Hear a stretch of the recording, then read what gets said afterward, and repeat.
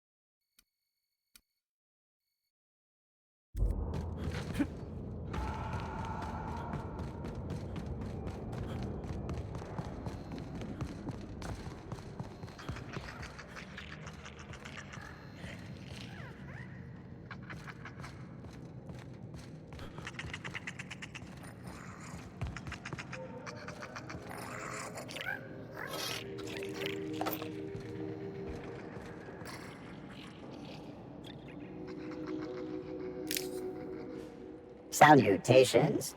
This unit's primary function is excavator. Owner, Hephaestus Mining Corporation. Other functions include dialogue, limited current active commands, excavation. That is all. This unit is removing rock matter in search of minerals, metals, and other forms of matter designated valuable. Brevity identified. Affirmative. This unit could discuss excavation at greater length, but does not wish to strain its daily charge. Thank you for your consumer loyalty, Junior Excavator. This unit will store this exchange in its memory banks, always. Greetings, Junior Excavator.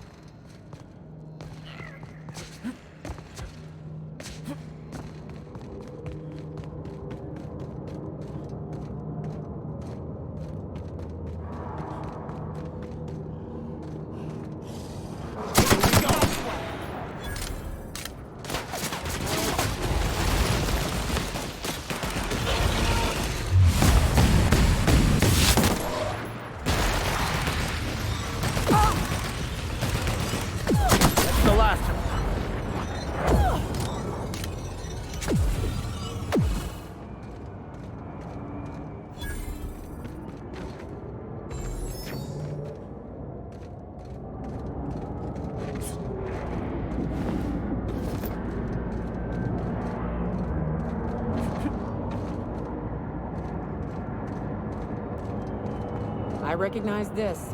Dead set on screwing this place up, too.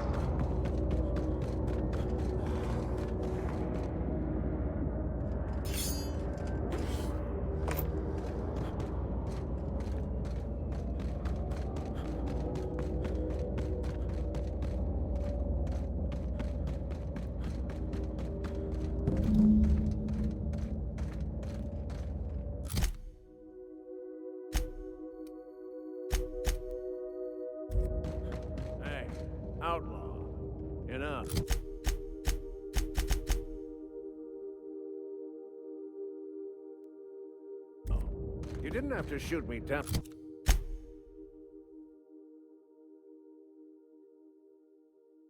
Not if you wanted an autograph. Shut up! Right where?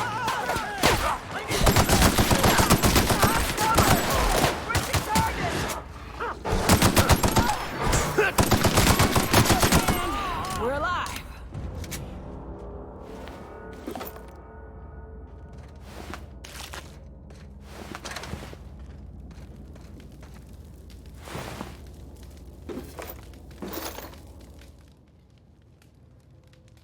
Tremendous work, friend. Here I was readying a daring maneuver, and you've come and saved me the trouble. Symptoms detected. Elevated heart rate, dilated pupils, increased sweat production. Subject appears to be terrified. I'm not terrified, you bucket of bolts. That's victory sweat. The one and only. Wait, who's asking? Wanda didn't send you, did she? I swear, land on Groundbreaker even a moment tardy, and that busybody's already been up your ass an hour. You tell her these automechs are coming, and sending a hired stooge to rescue me from certain peril only furthers my delay. No offense.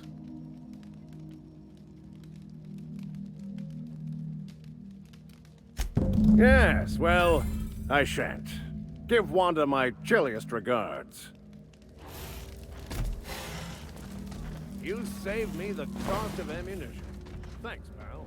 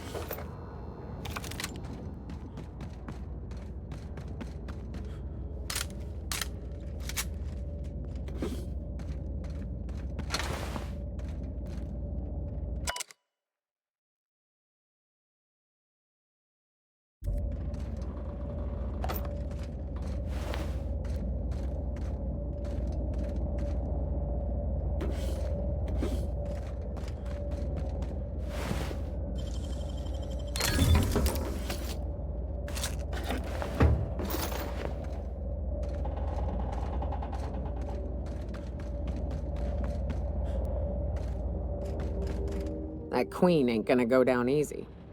I can't wait. What's up?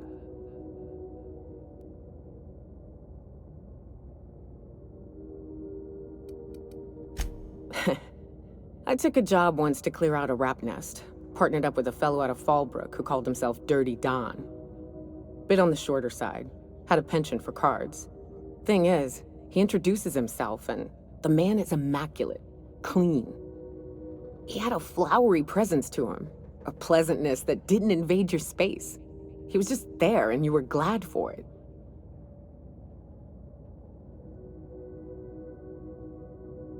When we set out to hunt down the Raptidons, I found out firsthand where his nickname came from.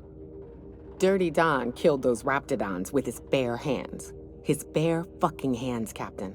He was a whirlwind of grotesque primal fury. In the end, he stood drenched in blood over the entrails of a dozen Raps. If he had a scratch on him, I wouldn't have been able to tell. It was glorious. Day came when he tried to take on a Mantiqueen. Got himself eaten one limb at a time. Wonder if he tasted like soap. Oh well, live and learn. No matter how tough you are, if you're gonna fight something bigger than you, bring a firearm. What's up? Outstanding. These ought to be enough. Let's get back to Monarch. There's an old base I used to call home. I can get us in the door, but we'll have to shoot our way through the Queen's Brood to get to the center. We'll set the bait there. Password to the door is Charon. Hayes' idea. Clara, Hayes, Anders, Rebecca, Opal, Nyoka. Charon. He said it was some old myth, something about death and all the things we killed. Rest of us just thought it sounded cool, so here we are. It's an old cave system we tried to turn into an encampment. You'll see when we get there. Fucking right we are.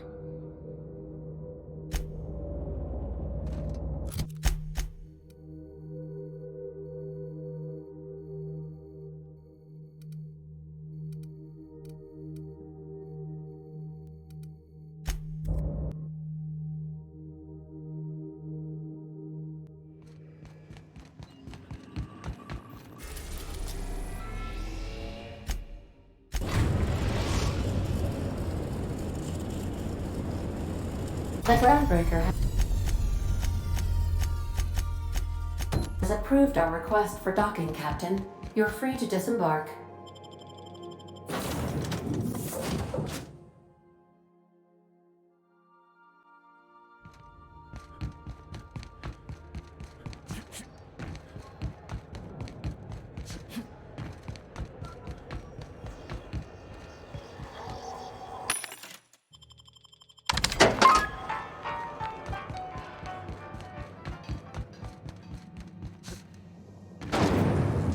Rizzo Spectrum Vodka.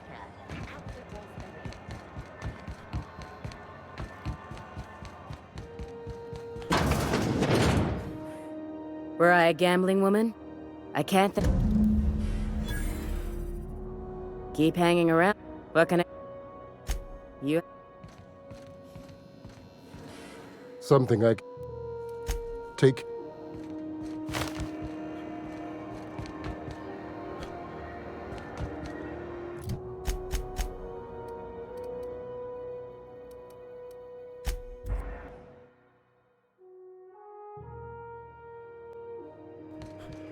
Didn't I request no more fertilizer?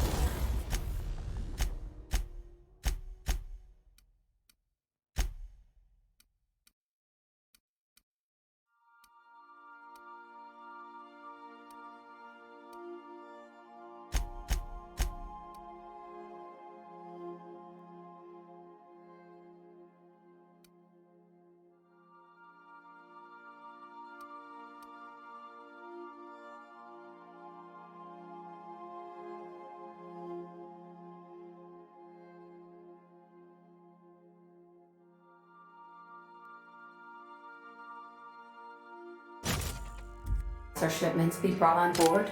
Who keeps ordering these?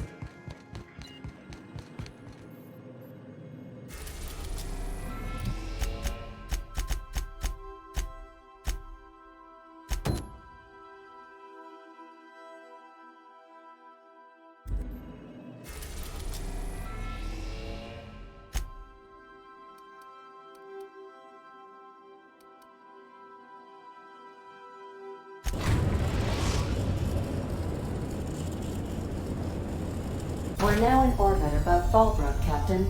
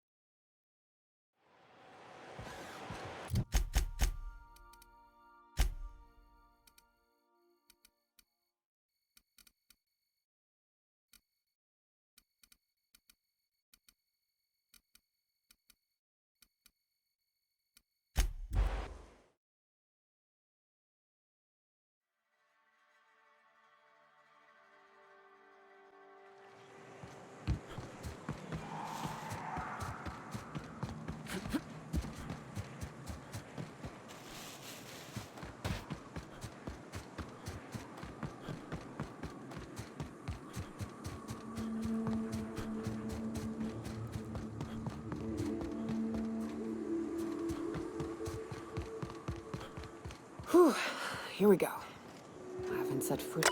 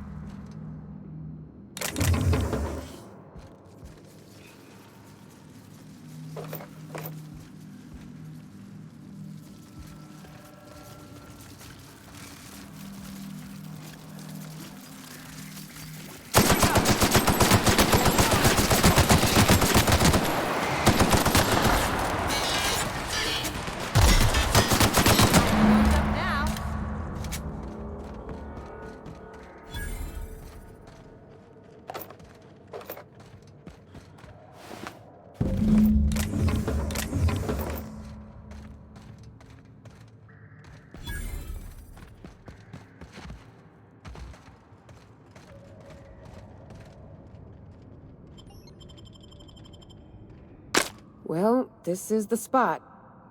You know, I thought I'd be angry. I thought I'd storm in here in a rage and exterminate all these bugs and everything would be all right in the end. But I ain't. I'm mostly just empty. A little sad, maybe. The first night Hayes and I spent in here, we knew it was home. It's safe. It's got a nice chill to it. But mostly, it doesn't stink of sulfur.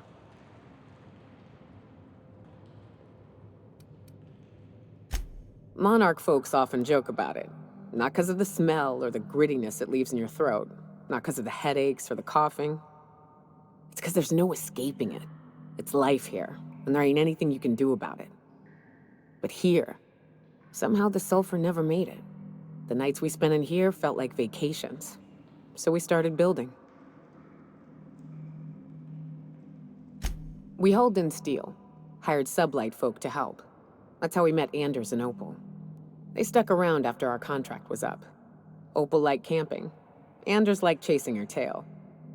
4 of us for a while, scraping together what bits we could to build our home. Then came Rebecca, a sawbones out of the Cascadia survivors, who took a kindness to Hayes. And Clara, her little sister. I'll admit I wasn't keen on taking her on at first, but for a teenager, she was surprisingly capable.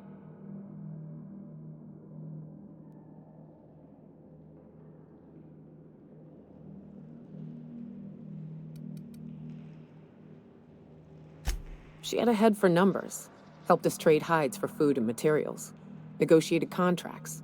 Turned out to be mighty useful.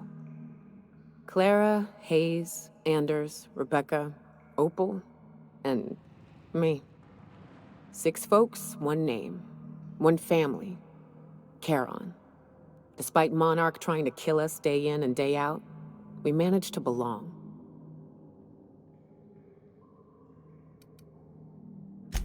Me too, Captain. But I'm starting to think that maybe I found another. Now let's get to shooting before I get all sentimental. They got the drop on us.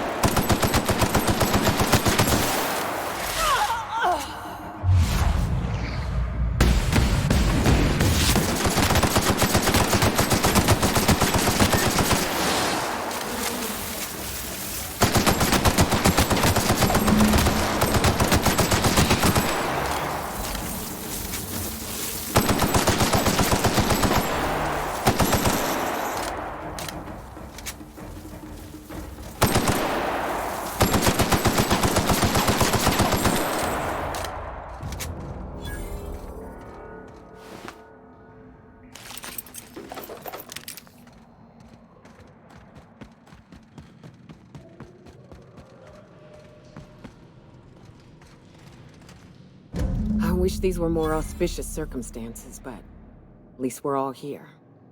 This bringing them together, burying them. This is the kind of thing Hayes would have done. That makes it stupid. By all accounts, we should have left well enough alone, but that also makes it right. Captain, thank you. You mind if we rest a spell before we head out? I'd like to bury Opal and Clara proper before I lay everyone's medallions to rest.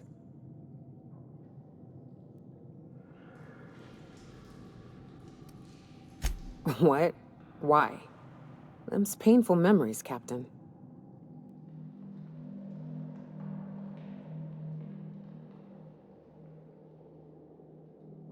Huh.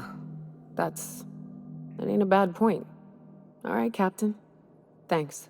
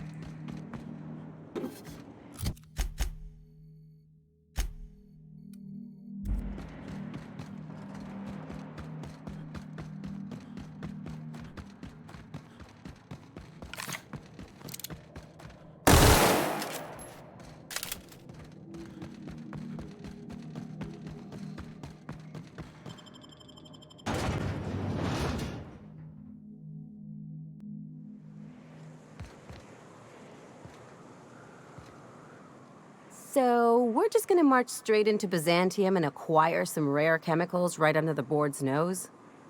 I sure hope you negotiated for a raise with this Phineas guy. Ever notice how this job gets bigger and more dangerous every time he calls in? He's asking a lot, Captain. Makes me wonder what your angle is.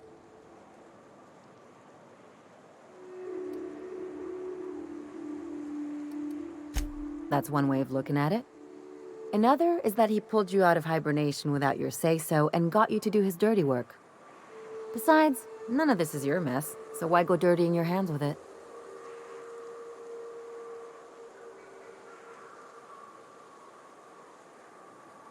Guess I hadn't looked at it that way. Still, Phineas isn't your only option. The board's put a bounty on his head, and they've got more than enough bits to pay it. I've got no love for the corporations, but they know how to take care of their people. The ones at the top, anyway.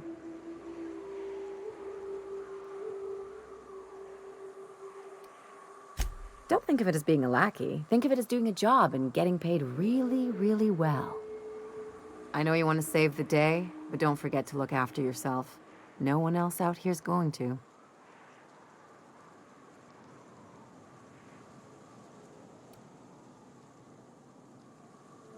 Hey, don't get any ideas. I'm just making sure you last long enough to pay me at the end of this. Anything else? What did I tell you? His down with the man shtick was just an act. No one who yammers that much means half of it.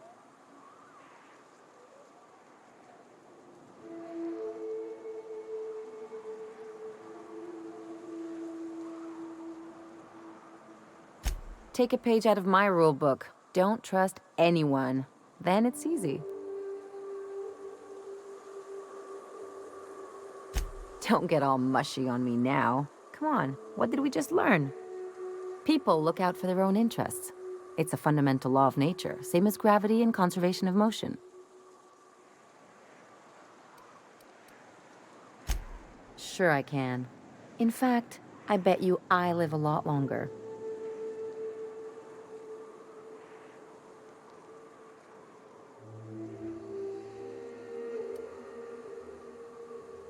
I'm warning you, that reverse psychology stuff doesn't work on me.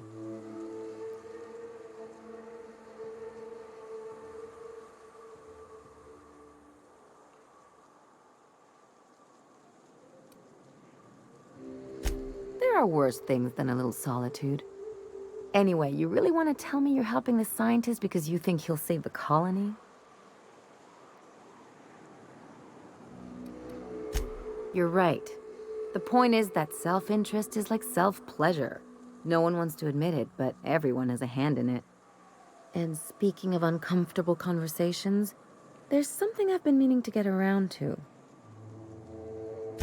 I haven't actually talked to my folks in a while. Shocking, right? Anyway, it's probably about time I paid them a visit. Given the dangerous life I lead, they've got to be worried sick.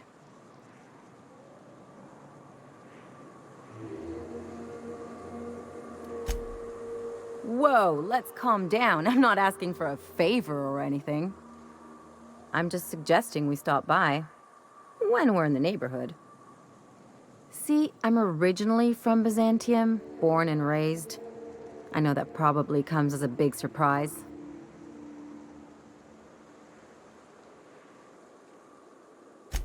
Yeah, exactly.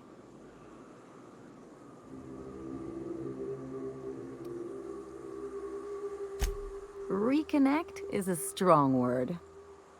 And, I was thinking you'd come too.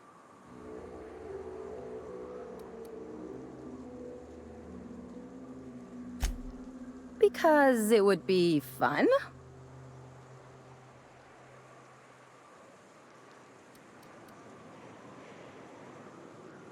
Of course not. I mean, not unless you want to bring a feral canid or a mantis on a leash. That'd make a real impression. Well, they know me as Marilyn the Surgeon. They don't know Ellie the Pirate Sawbones. But you're authentic rabble. True riffraff. When they see you, they'll get it.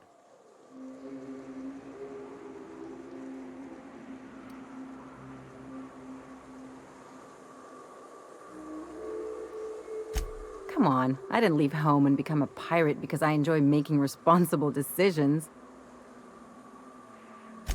Great! And when we get there, draw out your rough edges a bit. If you've got an outfit you haven't washed in a while, maybe one with some blood stains, wear that one. Oh, and help yourself to the good snacks and put your feet on the coffee table. Mother hates that. That's the idea. Anything else? It's like one of those stuffy art gallery pieces. Looks okay from far off, but once you get close, you realize it's just some mismatched shit everyone's agreed to overpay for. Even the bribes are overpriced.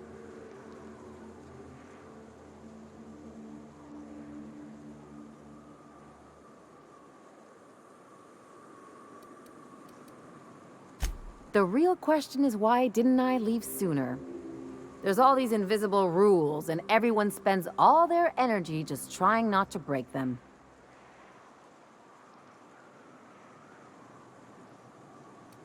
Call it what you want, it sucks. I was a top-tier surgeon, but I could hardly open a pack of gauze without 10 people signing off first.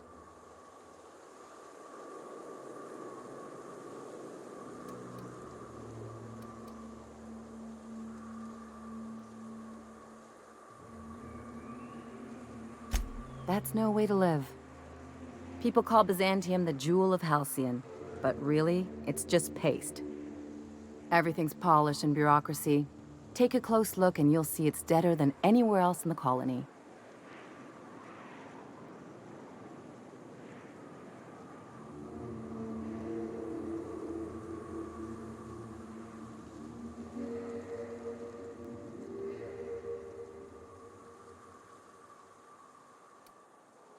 Don't trust anyone, don't touch anything, and whatever you do, don't show your teeth when you smile. People are extremely competitive about cosmetic dentistry. It can get ugly. Interesting like a colonoscopy. I trained as a surgeon. More my folks' idea than mine, but I made the best of it. Lots of them, unfortunately. I even sculpted a few. Turns out Byzantines are more concerned with having square shoulders and a good profile than, well, anything else.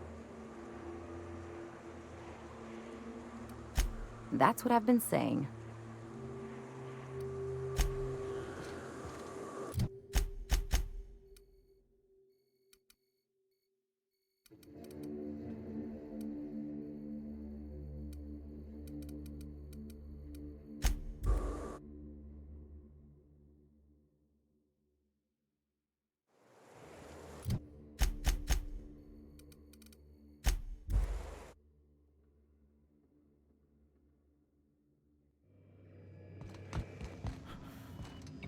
I am a dirty, autonomous digital astrogator, Sam.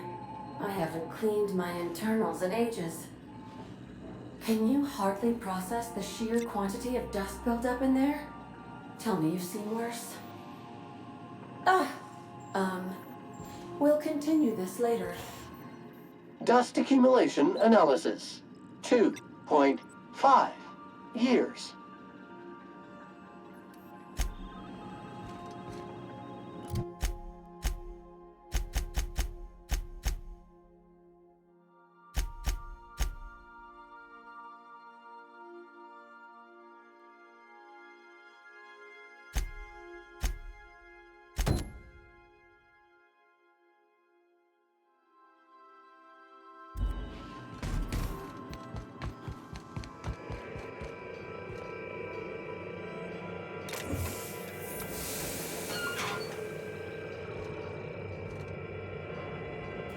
Hawthorne, if you're getting this, something's happened to me.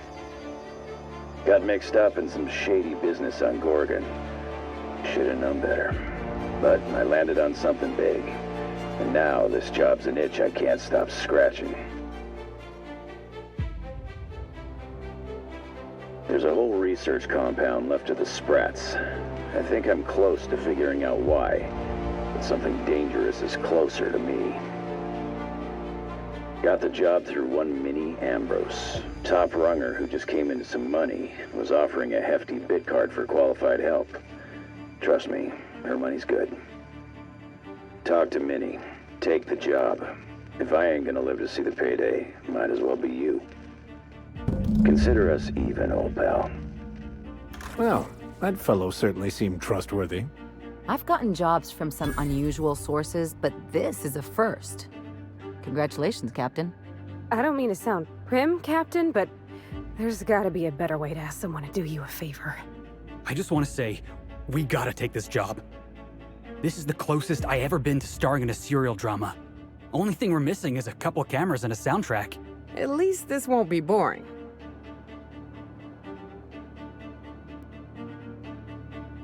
Lucky Montoya owed Captain Hawthorne a considerable debt. I believe this is what humans refer to as payback. Captain, the message contains landing coordinates for a small asteroid in the Charybdis cluster. It was recently registered to a Wilhelmina Ambrose. He was an old friend of Alex Hawthorne's. Lucky Montoya had a statistically significant tendency to encounter situations of extreme danger. Well, yeah. I doubt this guy lost his arm filling out paperwork. He was also the 4th best paid freelancer in the system. There are several hundred freelancers operating in Halcyon. Considering the numbers, Mr. Montoya ranked among the top percentile. This had less correlation with his measured aptitudes, which rank at or below average, than with a pattern of fortunate circumstances. Luck does not exist, Captain. Nevertheless, I am programmed to agree with your assessment. I have transferred the coordinates for Ambrose Manor to your navigation terminal. We can travel there when you are ready.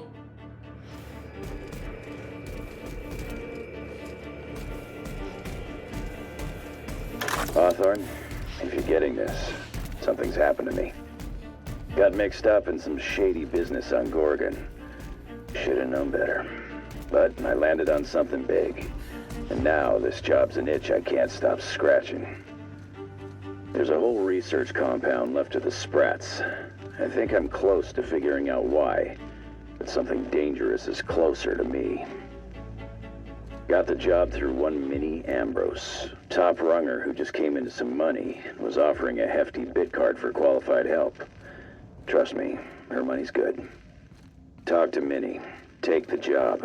If I ain't gonna live to see the payday, might as well be you. Consider us even, old pal.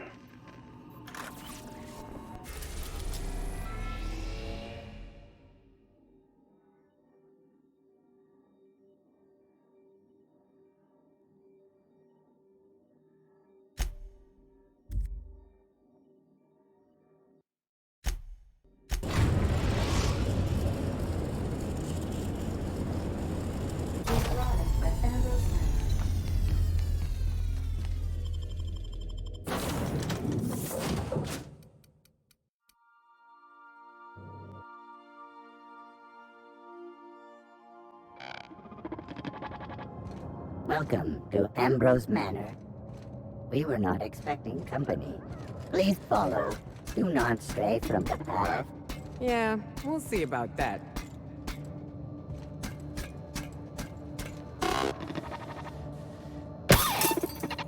Oh no! We should check to see he's all right.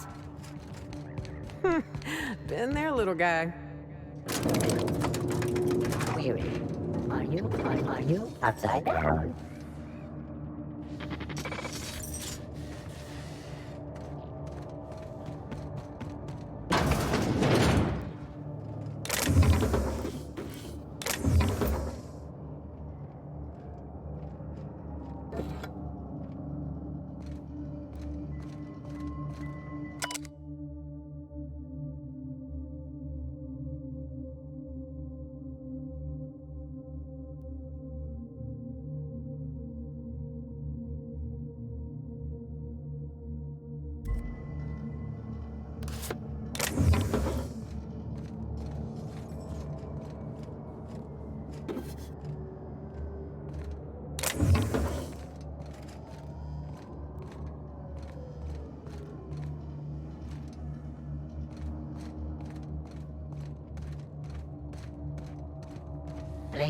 Training, and responsive.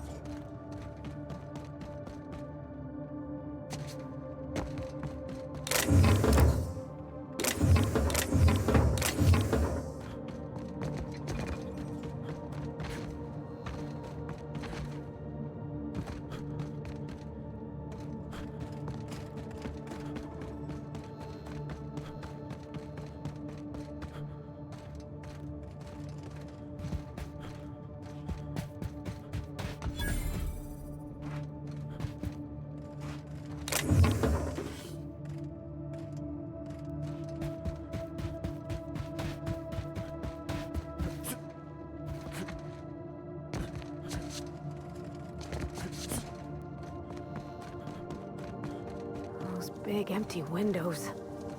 Feels like the building's watching me. Oh, I'm getting goosebumps. Keep your guard up. Could be all manner of surprises in there.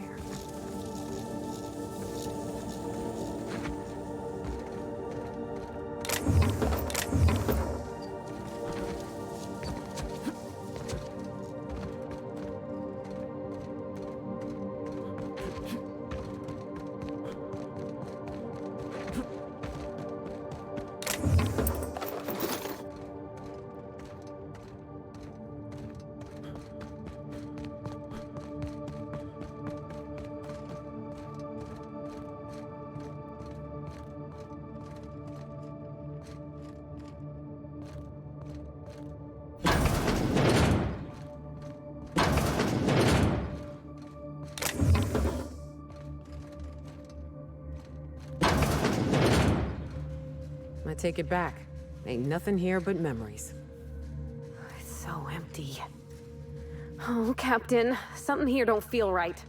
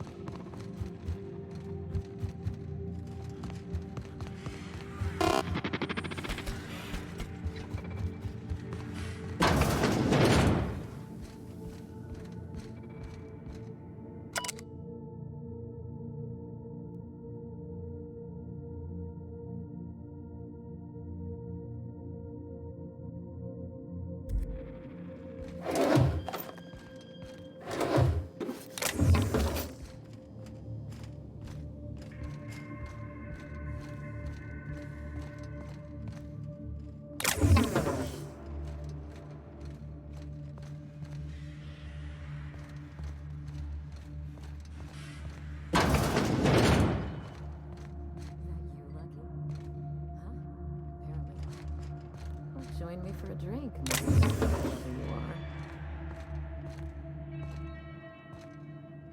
So who the devil are you?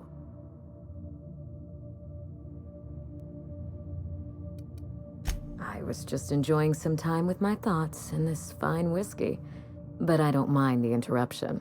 Do you see that glowing chunk of space rock? That's Gorgon. My birthright, my burden, and the bane of my existence. I hate to drink alone, and this is my third. So join me in raising a glass to Gorgon.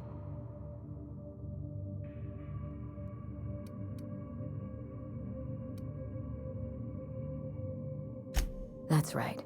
The Gorgon asteroid is pretty to look at, but evil to the core. I raise a glass to my adversary out of respect. That's right. And I take it you're the type who skips formalities, so let's get down to business. Now, what brings you to my house, handsome? I take it you didn't come all this way for the beverages, the starry skies, or the pleasant company.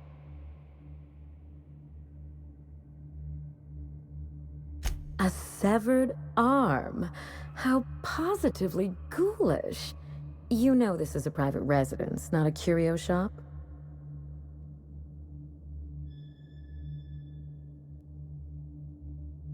Lucky Montoya is my personal freelancer. Fascinating man. Very brooding and theatrical.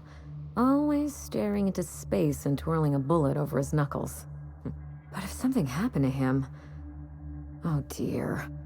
I suppose that makes him my former freelancer now?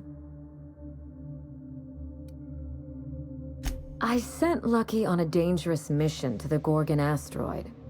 Whoever found his remains must have wanted to inform the next of kin. What a time for his luck to run out. We were in the middle of something grand, and I really can't afford another setback.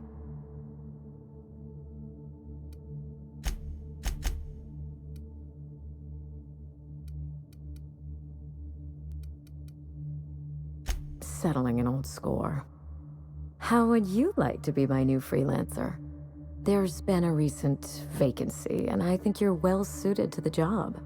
You offer work to everyone who breaks into your home? Must be some kind of Byzantine tradition I ain't know about. You're awful quick to trust a bunch of strangers that broke into your home. I'm looking for someone rough around the edges. A gorgeous, dashing scoundrel type. Incidentally, someone good with their hands.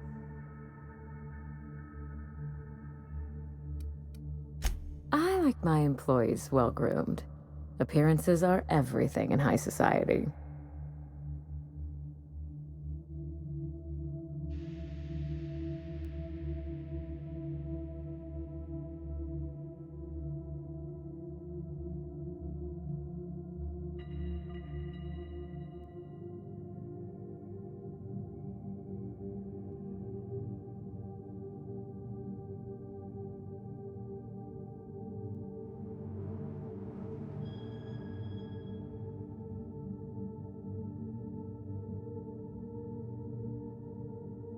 The man lost an arm. What are the odds of that happening twice?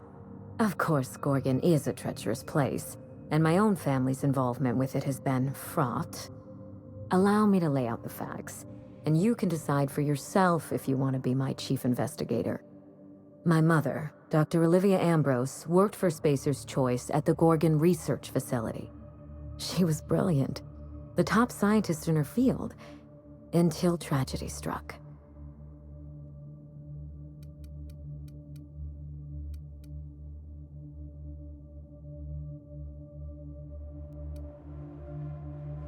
I wish I could say otherwise. One day, Spacer's Choice shut down all research and evacuated Gorgon.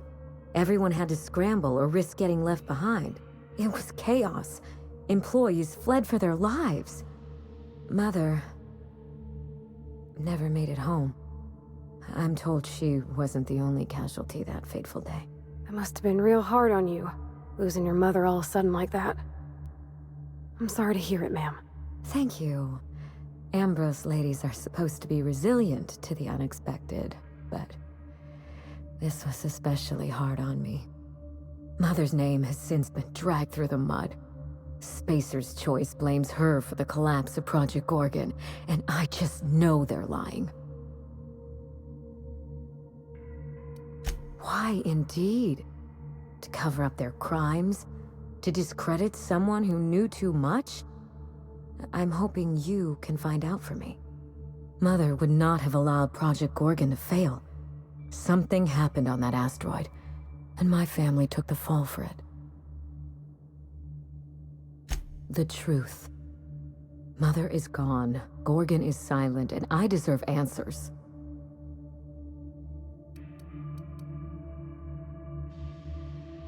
That will depend on what we learn.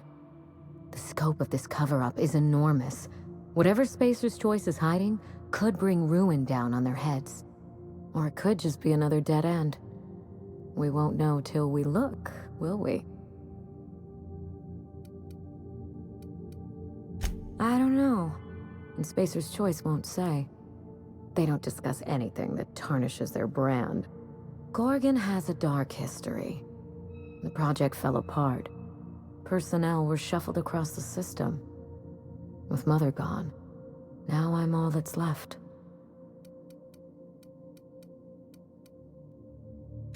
Father lost more than his job on Gorgon. I'll say no more than that. The asteroid may look like a glittering jewel, but I assure you the resemblance ends there. Gorgon is poisonous to the core. One might even say cursed. admired Mother, but we weren't close. She disapproved of everything about me, really. I couldn't measure up to her example. She didn't make time for us. I remember thinking that she never wanted a child, and never forgave me for being one, naive and irresponsible as I was.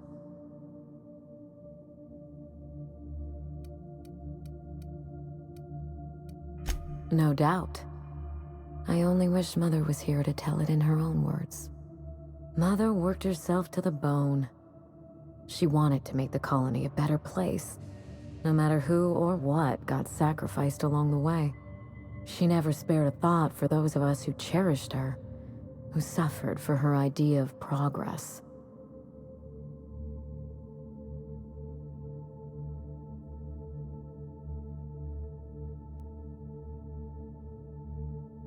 We got close once. When I was a child, I enjoyed looking over Mother's shoulder, playing backseat chemist while she peered into a microscope. One day, she told me to leave before I broke something. Then, I got mad and broke something. Typical night in the Ambrose house. Oh, that hurts my heart to hear, ma'am. My dad was real dedicated to his work, too, but he always let me help. Made me feel, I don't know, special. Like I had something to offer. I wish you could have had that with your mother. Mother and Gorgon were made for each other. I had the misfortune to be stuck in the middle. I need your help, Captain. Project Gorgon killed Mother and disgraced the Ambrose name, and no one has been held accountable. Spacer's Choice buried the past like a dirty secret.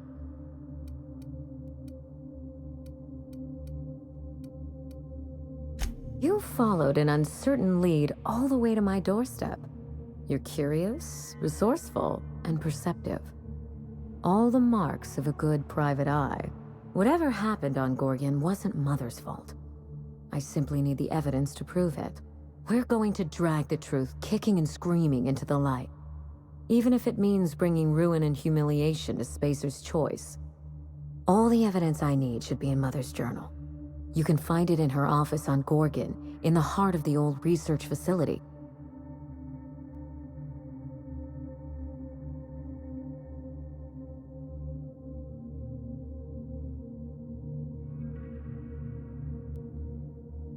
I'm not surprised. Between the family drama and the corporate conspiracy, it must feel like you've stepped on a landmine. Speak freely, Captain.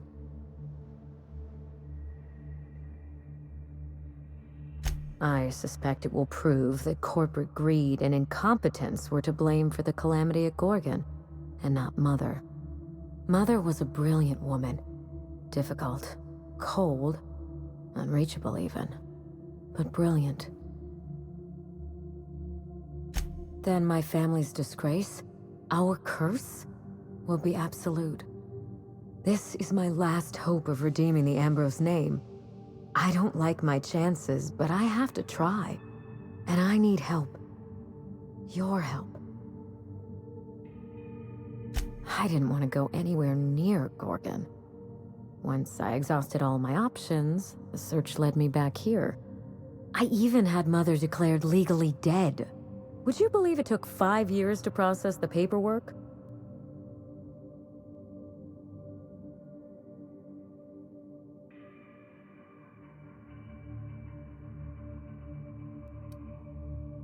Mother's body is still on Gorgon.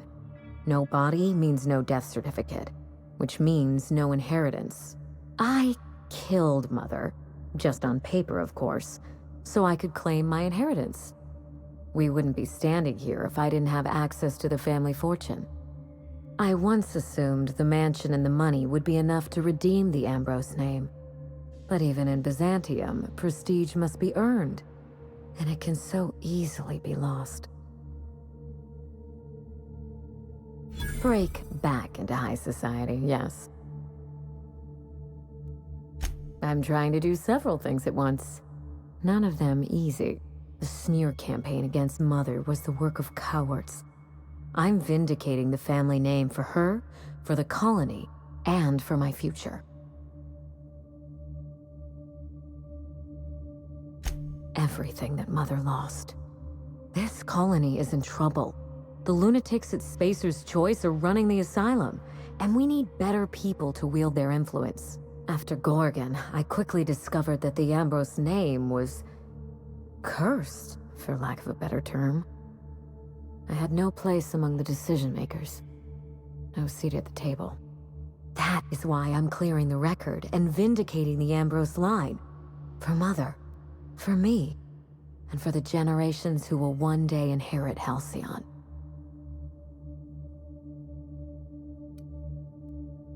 I'm counting on it. You know as much as I do, I'm afraid. Spacer's Choice abandoned Gorgon, but the asteroid is far from unoccupied. Between the Marauders, the wildlife, and whatever escaped the labs, danger abounds. Toward the end of the project, I heard Mother grumble about some test subjects running amok outside of their enclosure. I wish I could tell you more. Just watch yourself. If you aren't careful, you stand to lose more than an arm. I believe that covers it all. Are you ready to get started? We mustn't allow the trail to get cold.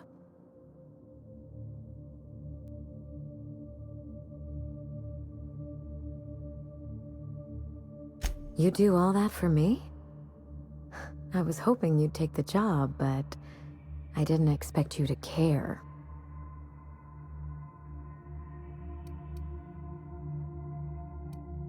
I believe you're the first person to ever side with me against the corporation. It's a refreshing change. When you reach Gorgon, pack a weapon you trust.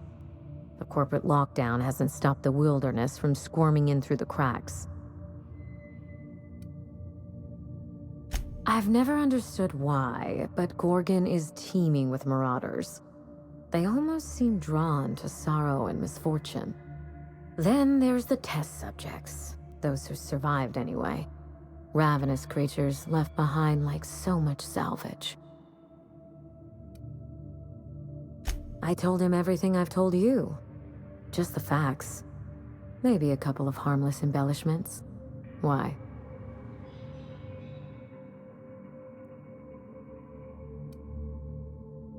Still, you're smart to ask. Lucky spent most of our time together spinning a pistol around his index finger. Not sure he listened to any of my advice. More bravado than talent, huh? I know the type.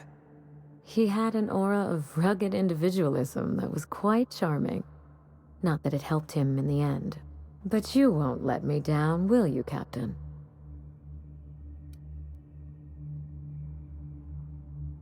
Perhaps we should cut the Q&A short in that case. I don't want you having second thoughts. There's a little saloon near Gorgon's landing pad, the Sprat Shack. Lucky was renting a room, so if you want to follow his trail, that would be the place to start. I ought to stop in and taste the local flavor. Oh, you think maybe they got a little mascot? Like a sprat in a tiny hat? Just so we understand each other, money is no object. I'm willing to squander the family fortune if you get me what I want. Between your payment and any salvage you happen across, you'll walk away from this rich enough to buy a mansion of your own. How does that sound? The cash? No one's ever done this before, and the only person who tried is a corpse. Believe me, that's enough. Here's your nav key, Captain. Safe travels.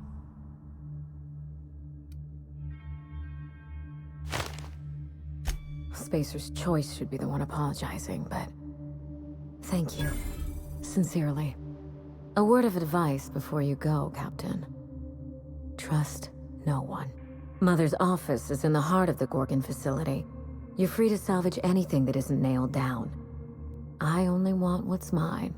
Mysterious heiress, unexpected gainful employment. It's like something out of a detective serial. Salvage rights and a paycheck? This is almost too good to be true. Forgive the mess. Someone's been snooping around. Not that I mind. It reminds me why I hired you in the first place. For your keen eyes and scandalous disregard for privacy. When I left home, I wanted Mother and Father to know the conditions of my return. I would stroll through the entrance with my head held high, or not at all. I left this place with every intention of returning once the time was right. When I arrived, I was the toast of the town. All fought for the honor of lighting my cigarettes. The attention was sublime. I opened a small firm to help young, impressionable heirs manage their family wealth. Business was good. For a while. Gorgon happened. With Mother's downfall, so too fell my influence in society. I sold the business at a loss. Then I hatched a plan to restore the family name. That plan, as you're now well aware, is still in motion. Yes, that wasn't part of the plan. Fall of Gorgon accelerated my schedule. I thought I would find success in Byzantium. Instead, I must look for redemption back where I began. Here, in these vacant halls. You reminded me of better time. The Ambrose family comes from old Earth money. We were pioneers, inventors, and chimerists. Always at the... If there's anything else you'd like to know, speak on.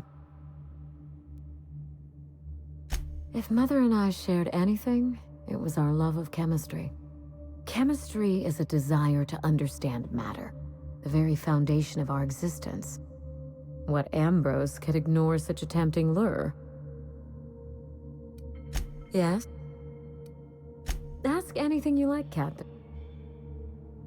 I've told you everything I know. I trust you to investigate Gorgon and draw your own conclusions. If you can think of anything specific, all you have to do is ask. Regrettable, I know. We used to have a staff to maintain the grounds. Not just auto mechanicals either. Real people doing real work. Father loved his salt tuna. He was an avid fisherman, you know. But that was long ago. When they moved here from Byzantium, Mother told me he was heartbroken to learn there was no sport. So she bought him a pond for his sad, lonely amusement. Not as much as I used to. Who has time to slow their thoughts and bask in tranquility? I prefer staring out the window of my drawing room, brooding on matters outside of my control. Hideous, isn't it? I've been meaning to have that thing removed. Maybe jettisoned into the sun. Spacer's Choice agreed to double Mother's research budget if she subjected her family to product placement. I swear those eyes follow me wherever I go. It's hard to find good help, and I'm not quick to trust anyone who'd work for me. Present company excluded. I can worry about upkeep once my family name is restored. Until then, this manor is a base of operations. Very well. Be sure...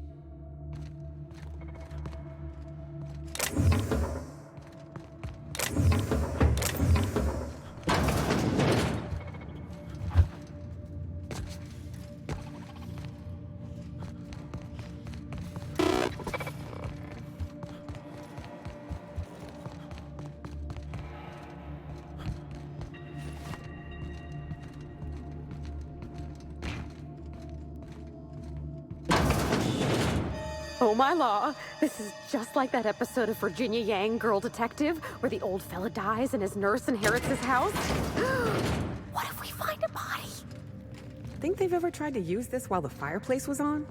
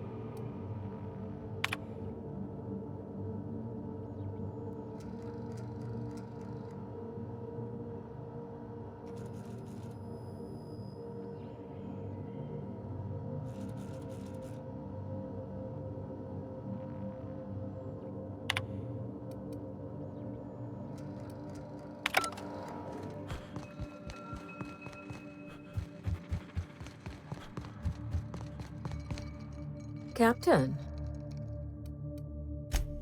If there's anything... Ah, yes. I've scanned her old logs. But I'm afraid they haven't given up anything I didn't already know or suspect. If you have any questions, you can trust me to answer them. I gain nothing by leaving you in the dark. Lucian was Mother's point of contact at Spacer's Choice. I'd call him high-ranking, but I don't think his job had a rank in the traditional sense. He once tried to recruit me to work on Gorgon, but of course Mother wouldn't hear of it. I never forgave her for that. And risk losing one of the colony's greatest minds to Auntie Cleo? I think not.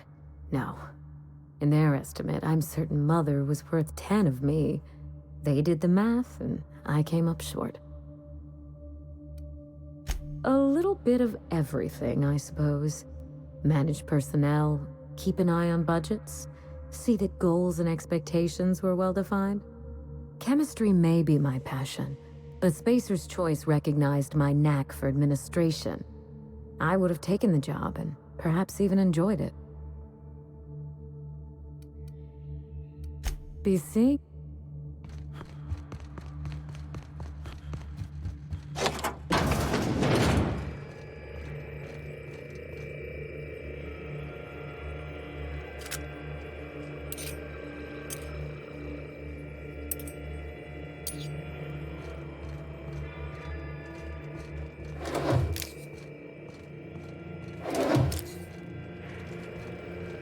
Dear Wilhelmina, I hope this letter finds you well. No, it's too stilted. It sounds like I'm writing to request a loan. Dearest Wilhelmina, I regret to tell you... Law, no, that's worse. When have I ever called her dearest? She's my daughter. This should be easy. How can a mother not know how to talk to her own daughter? My love, I can no longer... For your safety, I must... Oh, hell. Even if she despises me for what I had to do, I should still be able to say goodbye. Minnie, I have to leave, and I don't intend to come back. I love you. I'm so sorry.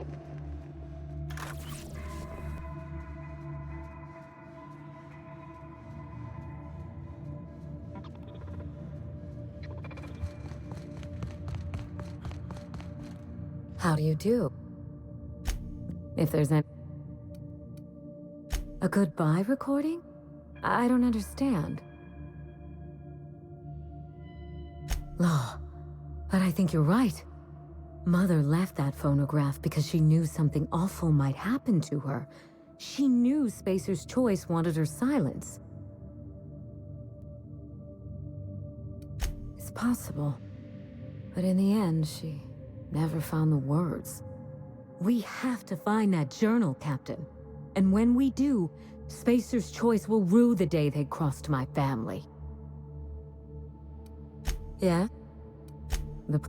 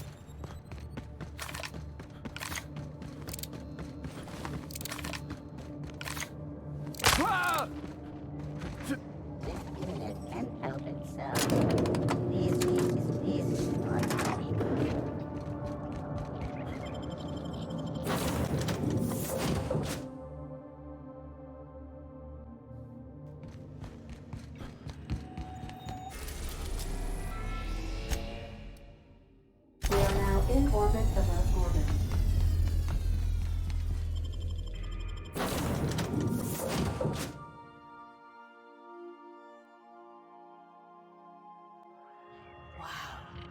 Look at those stars. Don't it make you feel small in the best way?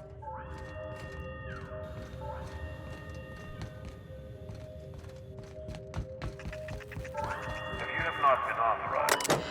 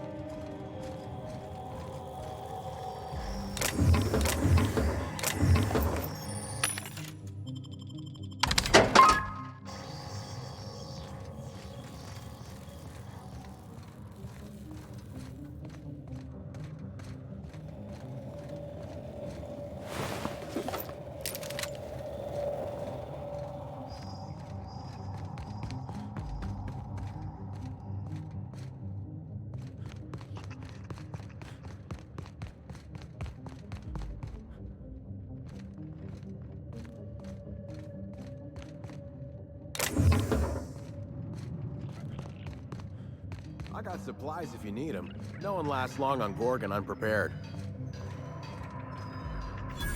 Is that what my thoughts sound like? Law, I've been standing near that alarm too long. You looking for supplies, stranger? Let's stock up here. If you run low on bullets out in Gorgon's far reaches, there ain't no one around here liable to help you out. Let me know if you're looking for something particular.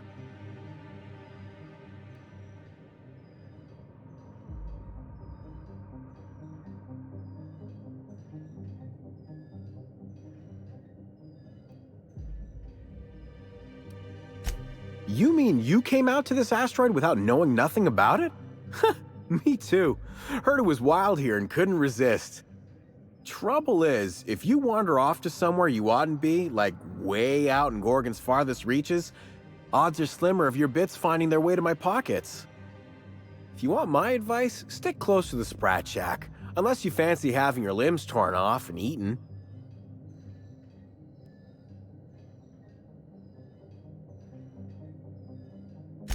All right, you know you better than I do. Just be sure you watch out for the Marauders. That's the #1 thing. Oh, and the Mance. You watch out for Marauders, Mance, and Charles from accounting, and you'll probably be fine. Only the meanest Marauder on Gorgon, and also anywhere else. That man is crazier than a bag of canids and twice as likely to bite. He will bust your head open like an overripe mock apple if he so much as sees you. I ain't joking. He'll snap you in half like stale bread noodles.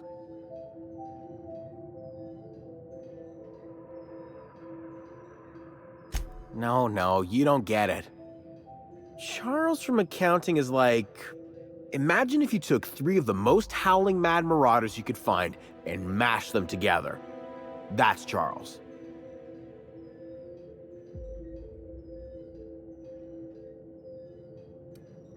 I don't think you can really quantify folks' strength in that manner, Captain.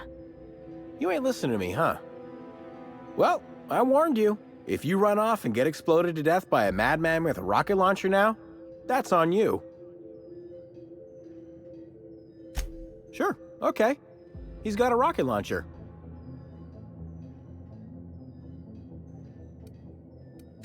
I forgot he had it. Look, long story short, you do not fuck with Chuck. Best to avoid the Marauder camp entirely. That's my 2 bits on the matter. Yeah. The Marauder camp way out to the east.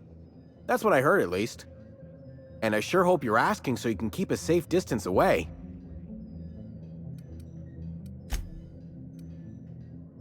His name is Charles and he used to work in accounting?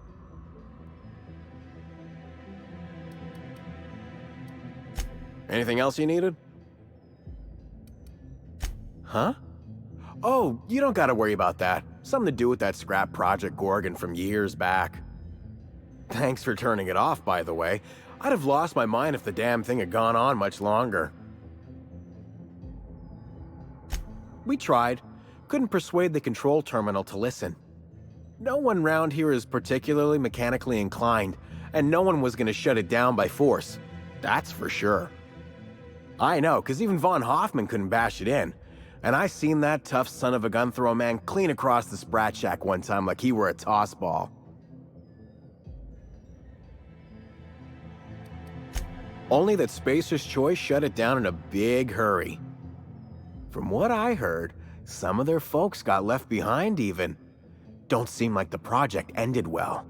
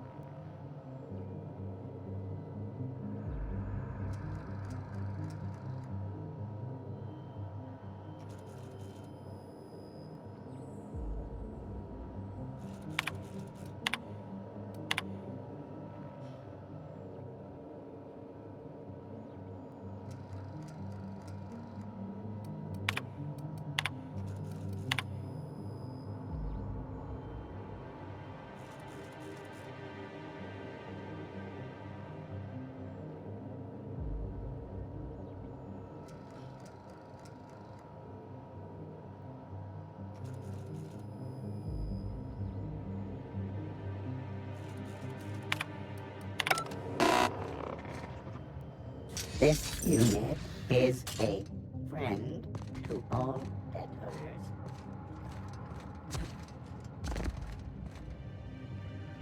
Shh.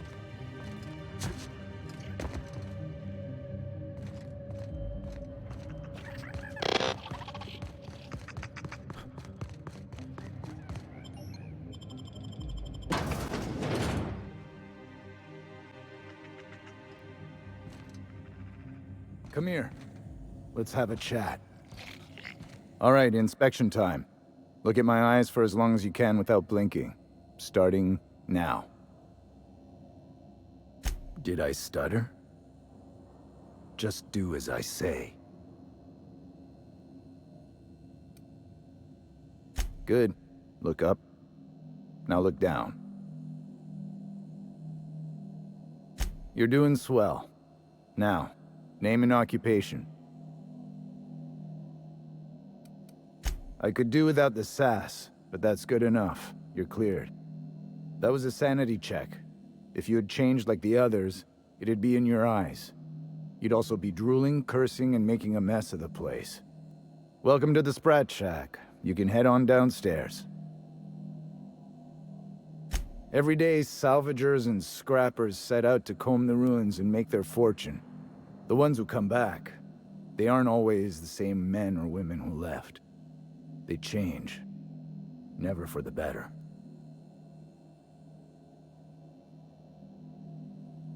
First, they get real twitchy and paranoid, shouting at folks who aren't there. Then they smell like they soiled themselves, on account of how they soiled themselves. After that, they're gone. Nothing but animals wearing human skin. Seen it happen myself. It's never pretty. This is the Sprat Shack, the most remote watering hole in the system. Rule number 1, no fighting. Rule number 2, wipe your feet on the way downstairs. We're the only hospitable place on this rock. I want to keep it that way. That's why we have rule number 3. When people change, they stay outside, where they belong.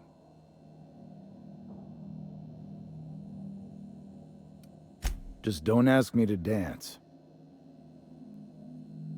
Bouncer, bodyguard, law enforcer. I make sure the Sprat Shack gets only the highest caliber of clientele. That's us. Well, I hope you look the other way just this once. We get a lot of brand-loyal corporate types, and a lot of cutthroat freelancer types. Both sides have their share of dirty scoundrels. And I hate dirt. This is a sublight bar, so most of our regulars come to plunder the old labs. The facility's locked up behind miles of red tape, so progress is slow. A lot of time to drink and reevaluate, then venture out and try again. Something bad happened here. Spacer's Choice was developing chemicals. The kind with nasty side effects. Marauders outnumber the rest of us 10-1. Either they came from Gorgon, or something draws them here. I don't know which is worse. This place is under a dark cloud, stranger. That's all I know. If you want the history of the Sprat Shack, talk to Lex behind the bar. Stay cool.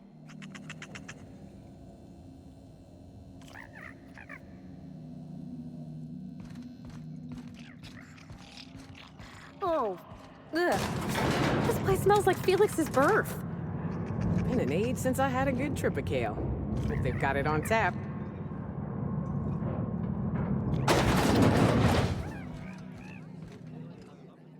That was my salvage, Trixie. You had no right to it then, and you've no right to it now. A disagreement between professionals. None of your business. I risked my life sneaking around Marauders to claim that wreck. And I didn't see your name on it. Now you've done it. Eat fist! All right, that's enough! This is a family establishment! You want to make a mess? You make it outside! But this was personal, Lex. It's a question of salvage. That wreck was gonna make me a fortune.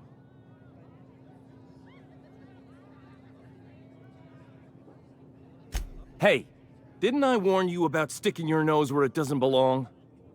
It's the same fight every day. 5 years we've been at this, and we still can't agree on how to properly tag salvage. Now you two listen, this is my place. While you're in the Sprat Shack, you'll sit quietly, or I'll forbid you to come here at all. Is that understood? Here, here. Boys are for drinking. The poor decisions that result are better left outside. Fair's fair. I'll have a stout, and we'll settle this later on our own terms. It's no good to leave a fight unresolved. If I don't do something, these two are gonna be at each other's throats. Would you do me a favor and weigh in as a third party? I can use an unbiased set of eyes on the problem, and an outsider like you fits the bill. Freddy, Trixie, go on and make your case to the generous stranger. I'll start, seeing as I'm the one who's been most wronged in this equation. Oh, very formal. Freddy the Scab, freelancer for sublight salvage and shipping, same as my father before me. Junkyard Trixie, also a salvage freelancer, though I've been at it longer than Freddy. So, just up the road and due east of here, there's a shipwreck lodged in the mountainside, right? I staked my claim on that wreck. Then I wandered in for a drink. An hour later, Trixie swaggers in bragging about her salvage. Ugh, the nerve of some people. I climbed on top of it and called out in my loudest voice, "Finders keepers!"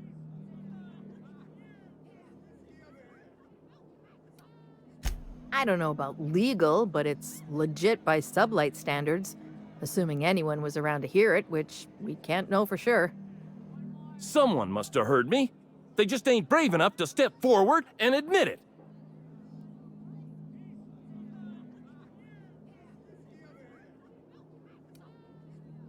What if I were to sweeten the deal? Say the salvage is mine, and I'll give you a share of the finder's fee. Bullshit. That ain't fair.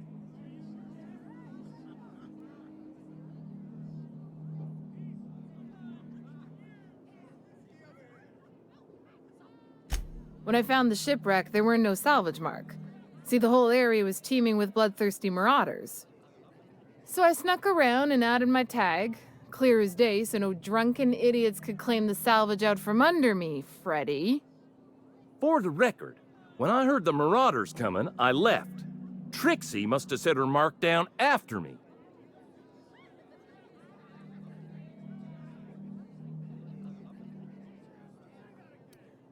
I kept my mouth shut during his story. He should have the courtesy to return the favor.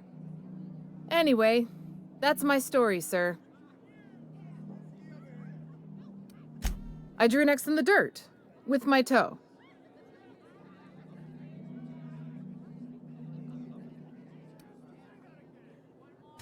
Wouldn't surprise me in the least, but that doesn't mean it ain't mine.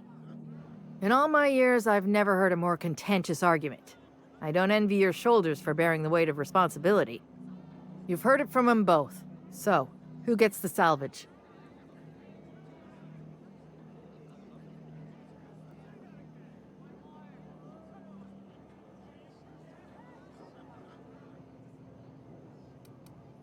That ain't no kind of fair.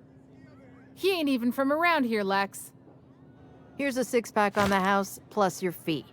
Maybe now we'll finally get some peace around here for a change. A little too often, if you ask me, but that's the sublight way. Anything worth doing is worth fighting over. Come and chat if you're ever feeling thirsty. That's my captain. Smooth talking, Cap. I'm not drunk. You're drunk. Don't forget to close your tab before you head out. This is the best joint in the system. Ain't that right?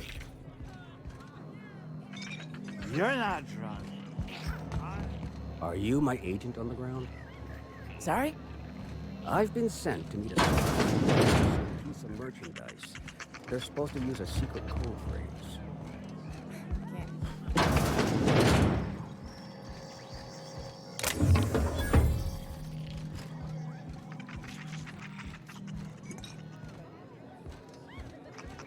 Sorry about Freddy and Trixie.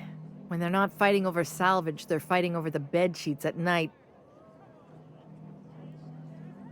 They like to blow off steam during work hours, but as soon as they clock out, they turn into a pair of kittens. Welcome to the Sprat Shack. First one's on the house, and I won't even water it down. What'll it be? So, you just wandered in for the genteel conversation. Suit yourself. I assume you're here for salvage.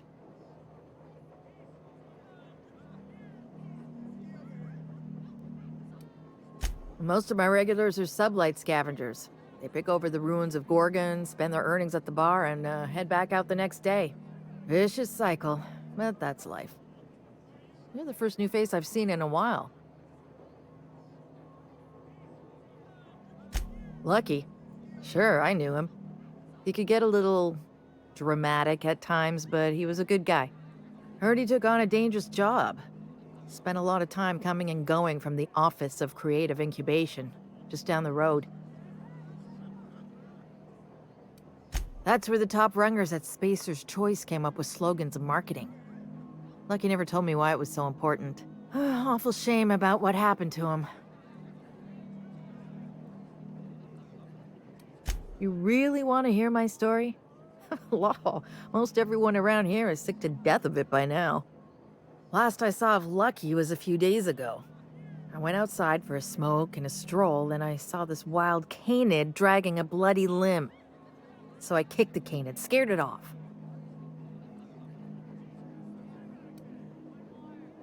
Get this, the canid was chewing on an honest-to-law human arm. Lucky's arm. I'm a bartender. Attention to detail is my middle name. Anyway, the arm was clutching a phonograph that mentioned someone named Alex Hawthorne. I did some poking around, and this Hawthorne has a reputation among the salvagers who frequent the bar. So I packaged up the arm nice and tidy and sent it care of the Halcyon Parcel Service. They even gave me a discount on the hazardous waste removal stamp.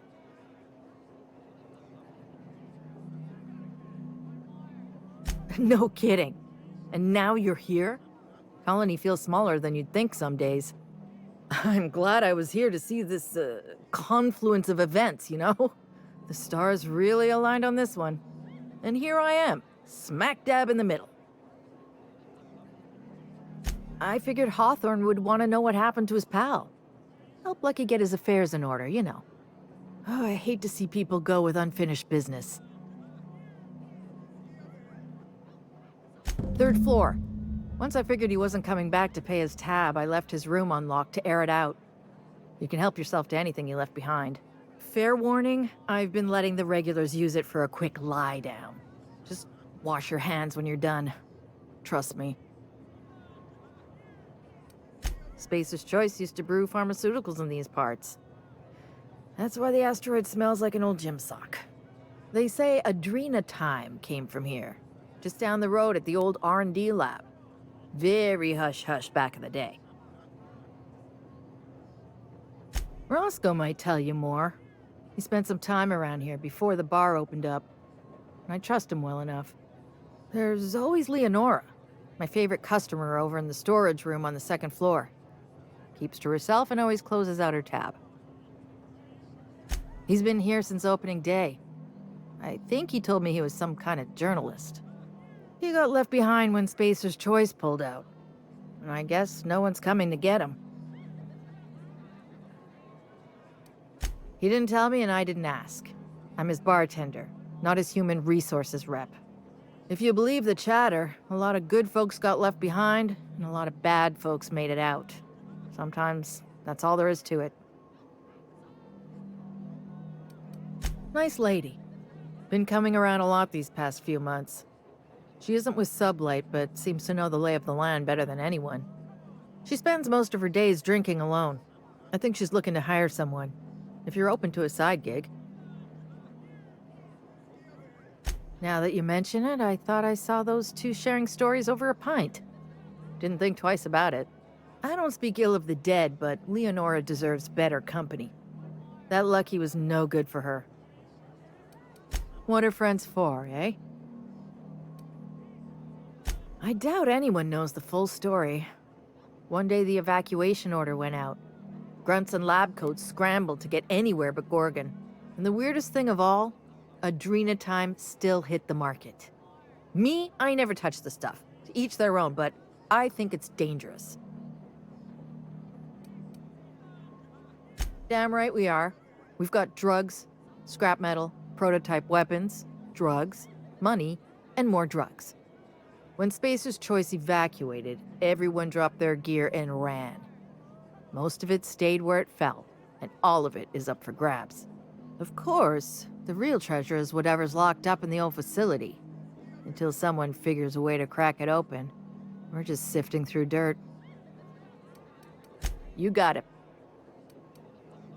Yes and no. The Sprat Shack used to be a shipping and receiving warehouse during the old Project Gorgon days.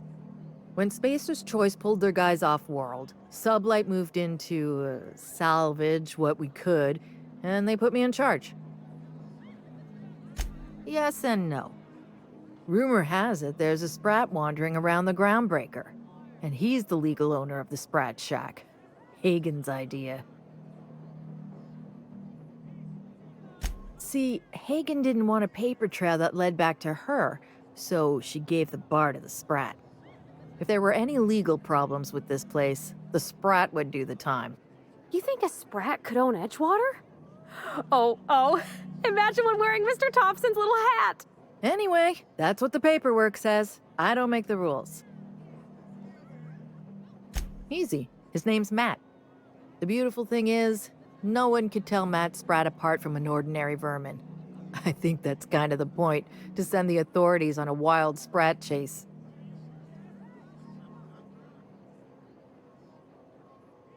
I wouldn't lose any sleep over it. The Sprat Shack's gone through a lot of title holders over the years. As far as business arrangements go, this one's a head-scratcher, but they say it's all above board, so that's what matters. Yes and no. We're doing a lot more than squatting. We're classing up the joint, keeping the riffraff outside where it belongs. They didn't even serve drinks until I arrived. Talk about wasted potential. Yes. And no. Again, that one was Hagen's idea. She told me that speaking in vague terms keeps you out of trouble. And I don't want any trouble in my place. Thirsty people come and go from all over the colony. Mostly on the way to somewhere better. Some are well-connected. And not everyone pays with bits. That's how we get the unconventional goods anyhow. Sublight keeps us well-stocked with the essentials. By which I mean booze.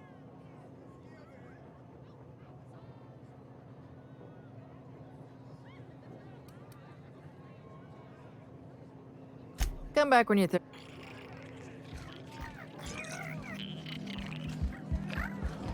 you bring the payment? I don't know.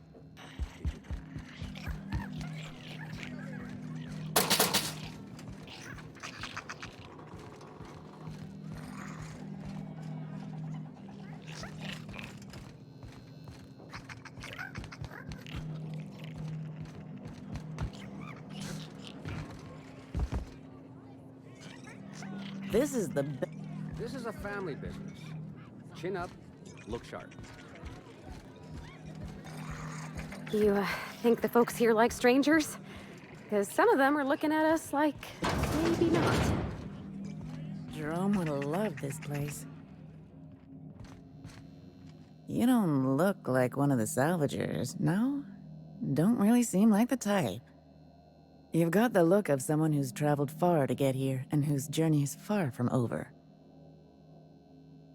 Confidence. The scavengers around here, they're faking it. You're the real deal. I don't know if you're bound for the old ruins, but in case you are, can you look into something? I'd do it myself, but of course, the Marauders would eat me alive. Looking for something out there. Been paying Sublight to help me, but they haven't made much progress.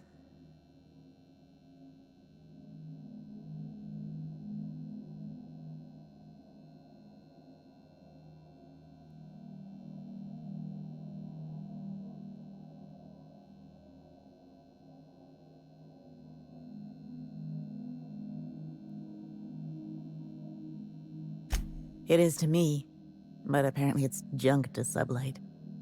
My husband and I worked on Gorgon during the good times. Jerome was on maintenance duty. I cleaned out test tubes till they sparkled.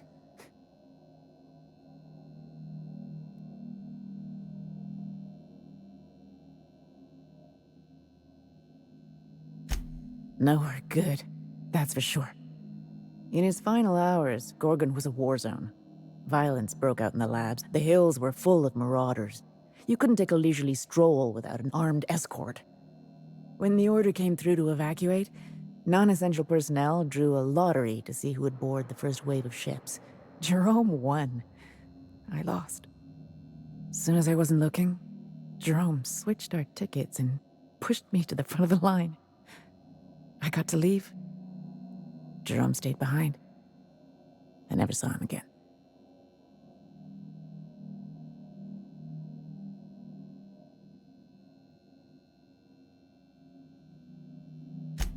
broken heart, that's what. This place is greedy. It took my Jerome, and it would have taken me too. I just want one thing back. His old hip flask. I gave it to him the day we signed our marriage contract, and he carried it wherever he went. I know it's still here. No point in denying it, he died on this rock, likely torn apart by marauders, unless he took care of himself on his own terms. I don't like to imagine what happened, but I know I have to accept it. You'd really do that for me? Law, and I'll bet you're worth 10 of those sublight sprats. I don't have much, but if you help me, there's a little set aside for the occasion. Jerome used to drink with his buddies in a small kitchen opposite the maintenance shed. Might be a good place to check first. Yeah? That old flirt? Yeah, I let him buy me a drink or two. He talked my ear off about exciting jobs he'd done. All lies, I'm sure. He fell asleep with his head on my shoulder. That man had baggage like you wouldn't believe. I didn't think anyone could be lonelier than me. He bragged about having the key to some sort of maintenance area in one of the old buildings. I never saw it, so I just assumed he was talking himself up. He also asked if I wanted to see something gross and slimy he kept in his room, but I declined, politely. He put on quite a front, but I think he was weary, like he'd seen too much and had too little to show for it. Guess we were kindred spirits in a way. Sure thing. My condolences. The lab coats kept quiet about the project, but the air was charged with excitement. You could feel it wherever you went. They wanted to change the world. A tenfold boost to worker productivity with no side effects? Who wouldn't salivate at the thought? I don't know what went wrong, but when the shit hit the fan, it sprayed everyone in its path, including me.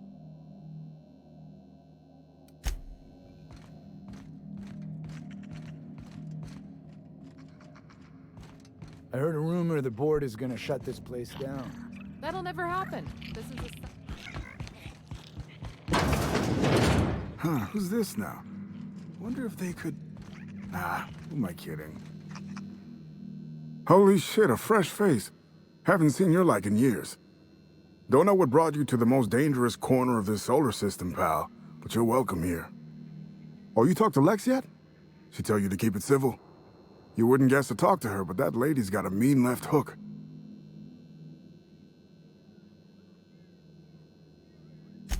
Some kind. Yeah, that's a good way to put it. Got into reporting thinking I was gonna be some sort of public intellectual. What a joke. Spent 95% of my time playing stenographer to the board, and the rest writing puff pieces on the chairman's latest beard trim. Real life and death shit. If you're going back out there, do you think you'd be willing to do an old bastard a small favor? Told you I was a journalist, right? I was here on a story back when Project Gorgon was active. I was doing an interview series for Spacer's Choice. Recorded them all on these little portable phonographs. But when everything fell to shit, Spacer's Choice wouldn't let me leave. Terms of my reporting contract unmet, they said.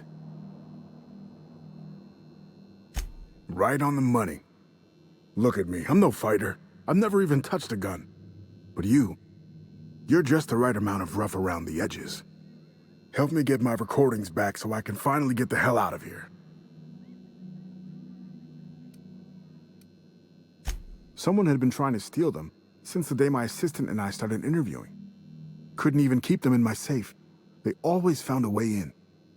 So I took to hiding them all over the fucking asteroid. Thought I was so clever. What a fool I was. Oh, Georgie? Yeah, she helped me with interviews. A real whiz with the portable recorder tech, too.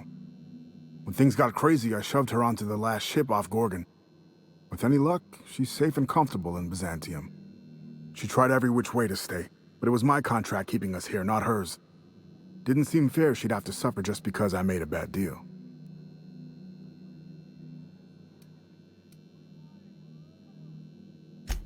Oh, I've tried, make no mistake.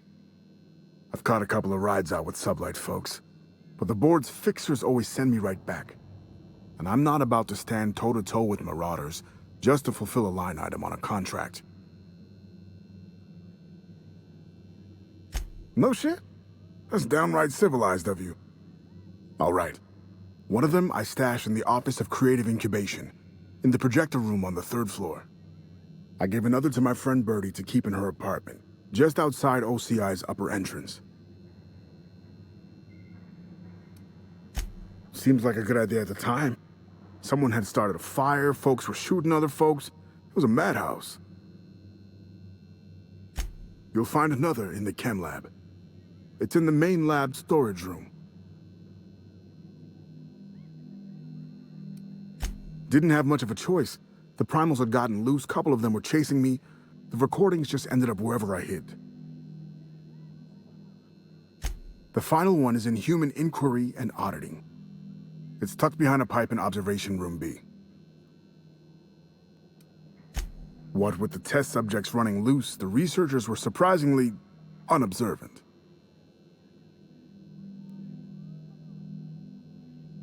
Strength to your sword arm, friend. And thank you. Hey, there. Did you manage? Nice enough guy. Fashioned himself one of those professional gumshoes, like in the serials. They usually work for the board, rooting out dissidents and the like. Lucky though, he was freelance. Worked for anyone who paid, no matter their allegiance. You ask me, I think the guy just liked snooping around in folks' terminal messages. Next to nothing. He preferred to keep a tight lid on things, more dramatic that way. Not that he needed to keep secrets. Folks down here don't give two shits about anything but bits and beer. So sometimes Lucky'd get deep in his cups and start going on about the ghost of Gorgon. But I didn't think anything of it. Guy also liked to say he could pop the cyst off a cysty pig at 100 paces with his eyes closed. Frenetic, chaotic, vicious, take your pick. I wasn't here at the start, but going off what folks told me about the early days, Gorgon started out with promise. The board's best and brightest were excited to work here, said it was a good posting. The project director had a vision and big, bold ideas.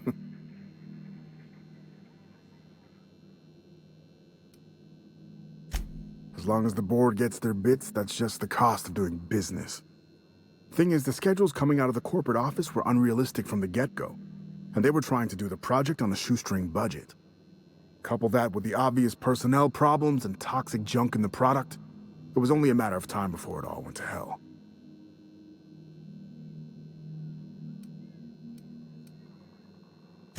Shit, any number of things. Fire, primals, sabotage.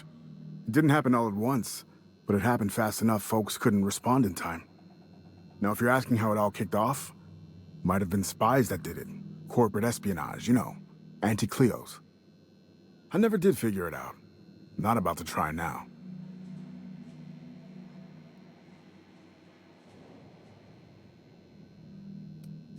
Adrenatime, I'm sure you know it, was a drug, something to make folks work harder, work smarter. Had a lot of nasty side effects. Didn't seem so bad to me at the time, but then I hadn't met the test subjects yet. The whole thing was real hush-hush. A lot of worry about corporate spies, especially from anti-Cleos. I probably shouldn't even be mentioning it to you, to be honest. Spacer's Choice, they're really not fond of spies. Fair point. Not even spies like spies. Not much, except that there was a whole gaggle of them, and so far as I could tell, they absolutely hated each other. Dr. Ambrose would hardly let me speak to any of them, but she complained about him all the time.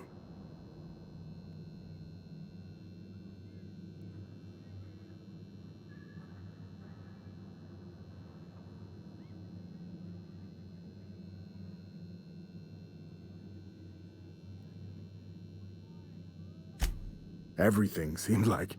Marion Blakesley, for example, lady who ran HIA, wouldn't return any of her messages. Not once, for years. Jasper Lowe, guy who headed up Chem, was high more than he was sober. He insisted on running special tests on primals, too.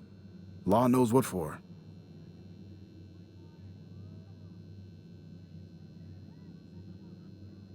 Dr. Ambrose really had it out for this guy Lawrence Goodfellow. Ran OCI. Would lose his shit if he saw red on a schedule. By the end, I heard folks were turning in completely bunk progress reports just to keep him out of their hair. Had this little minion, too. An actuary named Clarence Mosley. Obsessed with quantifying every detail of his sad little life. Mosley was the guy who got me mixed up in all this. Asshole. I hope a primal ate him.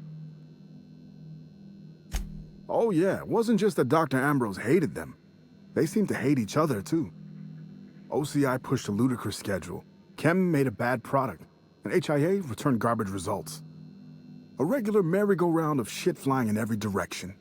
It's no surprise it all fell apart. So, corporate life in Halcyon.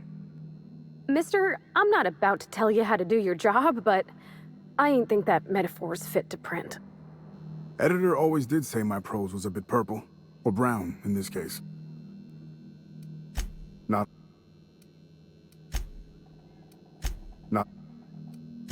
Of course, I won't be going anywhere. What's the story with this place anyhow?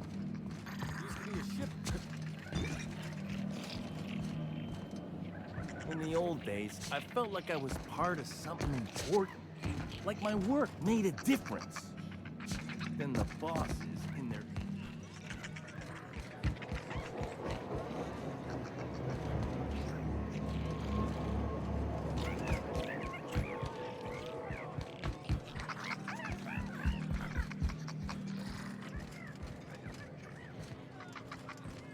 What have you got there? Adrenatime, I think. I found some in an old busted crate.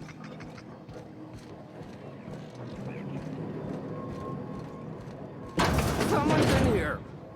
Oh, lol. It's coming back up again.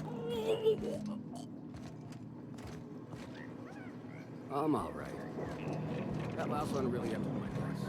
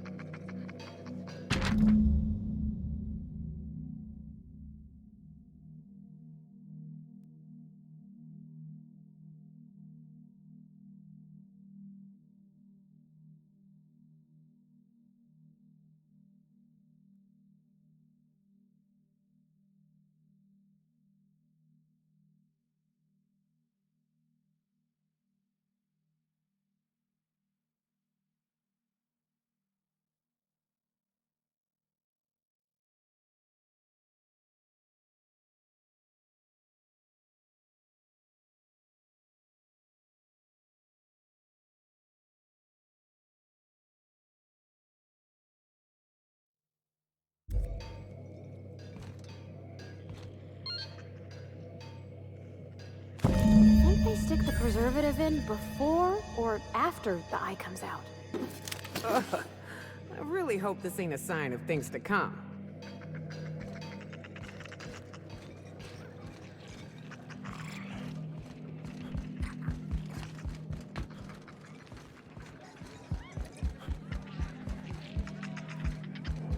Pace yourself. You see?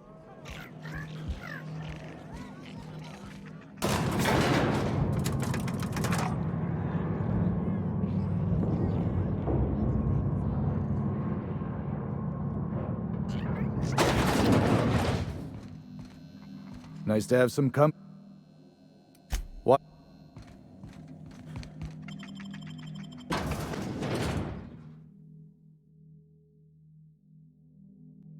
Don't you worry, Mr. Lucky Spirit.